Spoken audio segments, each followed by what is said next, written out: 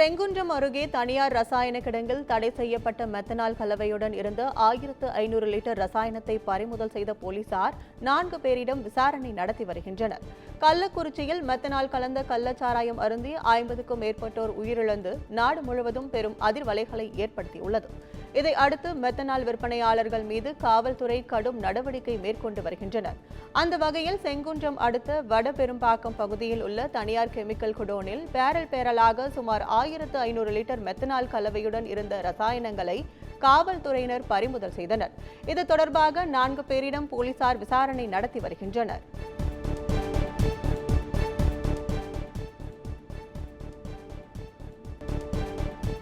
இலங்கை கடல் படையினரால் கைது செய்யப்பட்ட ராமேஸ்வரம் மீனவர்களுக்கு ஜூலை 5ஆம் தேதி வரை நீதிமன்ற காவல் விதிக்கப்பட்டுள்ளது. ராமேஸ்வரத்திலிருந்து மீன்பிடிக்க சென்ற 3 விசைப்படகுகளையும் அதில் சென்ற 22 மீனவர்களையும் இலங்கை கடற்படையினர் சிறைப்பிடித்து சென்ற சம்பவம் மீனவர்களிடையே அச்சத்தை ஏற்படுத்தியுள்ளது.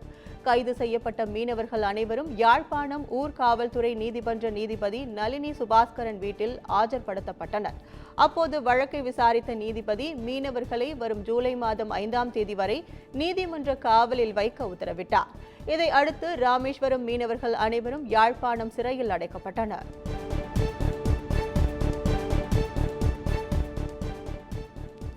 மதுரையில் எளிமையாக நடைபெற்ற இயக்குனர் அமீர் மகள் திருமண விழாவில் இயக்குநர்கள், நடிகர்கள் உள்ளிட்ட திரை பிரபலங்கள் பலரும் கலந்து கொண்டனர். கருப்பாயூரணி பகுதியில் உள்ள தனியார் மண்டபத்தில் பிரபல இயக்குனரும் நடிகருமான அமீரின் மகள் அனி நிஷாவின் திருமணம் நடைபெற்றது. இதில் நாம் தமிழர் கட்சி ஒருங்கிணைப்பாளர் சீமான், இயக்குநர்கள் சேரன், வெற்றிமாறன், சசிகுமார், சமுத்திரகனி, சரவணன், கரு பழனியப்பன் கலந்து கொண்டனர். அதேபோல் நடிகர்கள் ஆர்யா, பொன்வண்ணன், கஞ்சா கருப்பு, பாடல் ஆசிரியர் சிநேகன் உள்ளிட்ட ஏராளமான திரை நட்சத்திரங்களும் கலந்து மணமக்களை வாழ்த்தினர். திருமணத்திற்கு வந்தவர்களிடமிருந்து மணமக்கள் எந்த பரிசு பொருட்களும் மொய் பணமும் வாங்கப்படவில்லை என்பதும் குறிப்பிடத்தக்கது. நீட் மறுதேர்வில் 48% மாணவர்கள் பங்கேற்கவில்லை என தேசிய தேர்வு முகமை தெரிவித்துள்ளது. சமீபத்தில் நடைபெற்ற நீட் தேர்வில் பல்வேறு முறைகேடுகள் நடைபெற்றதாக புகார்கள் எழுந்தன. மேலும் குறிப்பிட்ட 6 தேர்வு மையங்களில் ஒதுக்கப்பட்ட நேரத்தை விட குறைவான நேரமே வழங்கப்பட்டதாக கூறி 1563 மாணவ மாணவிகளுக்கு கூடுதல் மதிப்பெண்கள் வழங்கப்பட்டது.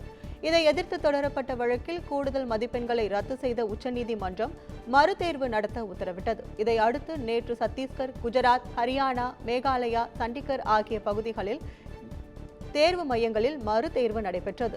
இந்த மறுதேர்வில் 813 பேர் மட்டுமே கலந்து கொண்டு தேர்வை எழுதியதாகவும் 750 பேர் தேர்வில் பங்கேற்கவில்லை எனவும் தெரிவிக்கப்பட்டுள்ளது.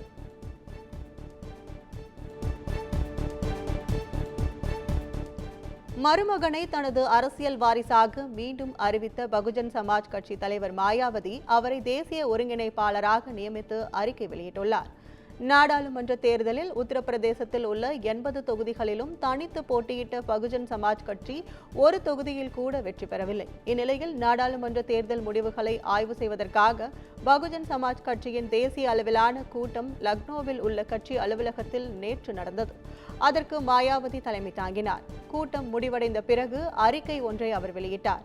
அதில் ஆகாஷ் ஆனந்த் எனது ஒரே அரசியல் வாரிசாக இருப்பார் என்றும் கட்சியின் தேசிய ஒருங்கிணைப்பாளராக செயல்படுவார் எனவும் முன்பு வகித்த பதவிகளில் அவர் நீடிப்பார் என்றும் குறிப்பிட்டுள்ளார். தெலுங்கானாவில் பெண் ஒருவருடன் திருமணத்திற்கு மீறிய உறவில் ஈடுபட்டதாக ஆசிரியரை பொதுமக்கள் மரத்தில் கட்டி வைத்து அடித்தது பரபரப்பை ஏற்படுத்தியுள்ளது. பத்ராத்தரை கொத்தகுடம் மாவட்டம் நெமிலிப்பேட்டையில் உள்ள அரசு தொடக்கப் பள்ளியில் ஆசிரியராக பணிபுரிந்து வருபவர் ராமதாஸ்.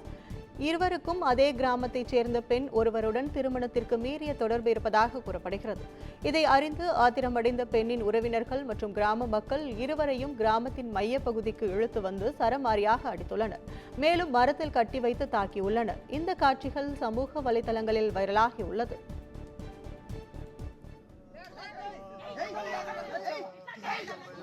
गुरु